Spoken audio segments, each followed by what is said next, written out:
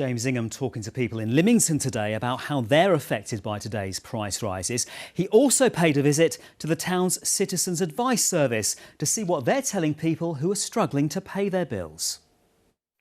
This is one of 5 Citizens Advice offices across the New Forest, where around 60 volunteers, people like Maggie and Kevin here, and 30 staff deal with around 6,000 different clients every year, seeking all sorts of advice from debt, housing and the increased cost of living. And with so many bills going up today, the charity is noticing an increase in people specifically seeking advice about how to pay those bills. Well, Neil Young is the chief executive of the organisation here. Neil, people are worried. Yes, and understandably. I think that although we estimate that households will see an increase of around £350 per year just with council tax and the utilities, so for some families it'll be a big increase. What sort of practical advice can you offer people? Because it can be pretty overwhelming, can't it? Oh, it can be tremendously overwhelming. We see a lot of people just coming in who just don't know where to start. The first thing to say is not to panic, sit with a piece of paper and write down all your bills. You might then want to look at how you prioritise your bills, so pay particular attention to things like your mortgage or your rent, the costs of your utility bills, making sure that they're paid, and also your council tax bill as well.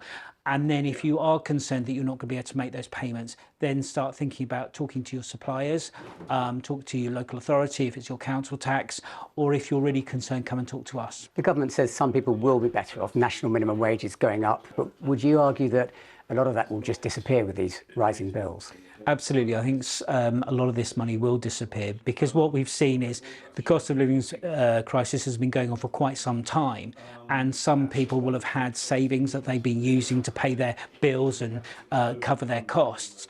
But what a lot of the families that we see is they have a crisis, the washing machine breaks down, and suddenly they find themselves unable to cope with the extra bills. Neil, thanks very much indeed. Very useful for people to know that organisations like yours are here. Advice from Citizens Advice, particularly for anybody who's in debt, is don't ignore the issue. Do turn to organisations and charities like this for help. Well, the extra outgoings are a concern for pretty much everyone, but for one group of people, worry about what's coming in is an added headache. One young woman from Hampshire has described her experience of claiming a welfare benefit as daunting and dehumanising. 28-year-old Shannon claims PIP, Personal Independence Payment. It's paid to 3.6 million people who have a long-term physical or mental health condition. But government plans announced last week will tighten the eligibility rules for payment, leaving fewer people benefiting, as Labour tries to cut the massive welfare bill. Our reporter Lindsay Kinghorn has been to meet Shannon, who suffers from long COVID. I just couldn't get off the sofa. I couldn't even lift a drink to my mouth. At the age of just 24, Shannon contracted COVID. Initially, she didn't suffer too badly until a week later when her symptoms worsened. She was diagnosed with chronic fatigue syndrome and fibromyalgia as a result of long COVID. She says it's had a devastating impact on her life since. You know, the average 28-year-old goes out on a Friday night or a Saturday night. I still go through my Instagram stories and see all these people out living their lives, and I can't. Shannon relies on a £400 PIP payment, or Personal Independence Payment, each month. £400 a month, it doesn't sound like much, but it is a lifeline for me. It means that when I do have to go out, I can pay for a taxi. But Shannon says that she finds the whole process of applying for the benefits challenging as it is, and fears it's now going to be even more difficult. The reassessment is awful. I've just gone through it. I've just been re-awarded my PIP. And I asked for 2 extensions to get that done because it is such a stressful period. It makes me really ill.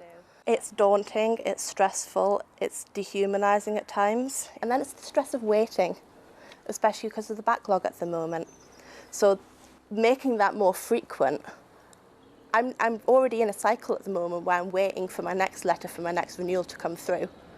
If that's going to keep happening more and more often, I'm never going to be well again. More than 1,000 people every day are qualifying for personal independence payments. The government's announced that the eligibility criteria for PIP will be tightened up from November 2026, potentially resulting in reduced payments for many. There'll also be a review of the assessment process. But the UK government said the proposed changes to the welfare system would save £5 billion a year by 2029 to 30 and get more people into work. It doesn't feel like we're being listened to. The stress of the unknown, of this being dangled in front of us, and they're also saying they're not even going to have like an exact plan for maybe a year. We're just living in limbo. Shannon there talking to Lindsay Kinghorn. Well, a Department for Work and Pension spokesperson told us they consider it a priority that people receive the benefits they are entitled to as quickly as possible, and say all PIP assessments are conducted rigorously.